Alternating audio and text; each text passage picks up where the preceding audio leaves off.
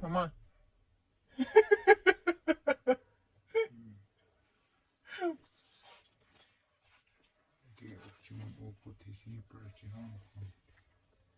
Ano ang ginagawa ni mama pagka day off niya? Mga nagtatahi, naglilinis ng mga damit.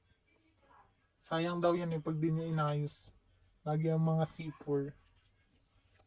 I-vlog natin kung ang ginagawa mo, mama. Bali maganda ka naman dyan eh. Vlog mo.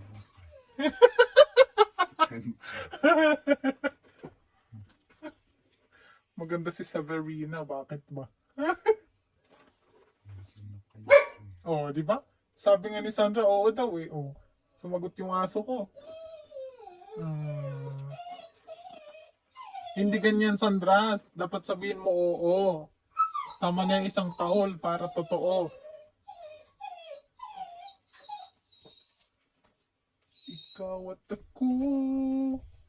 O, isong natin. Ayan. Ay mga mandirigma. Good si mama ngayon. Ang dami pa niyang tatakiin ng mga zipper ng bag namin na sira. Ayaw niya itapon ni sayang. So, pag daw tinapon mo kukunin, tas sayang yan. Katahiin niya habang pwede pa.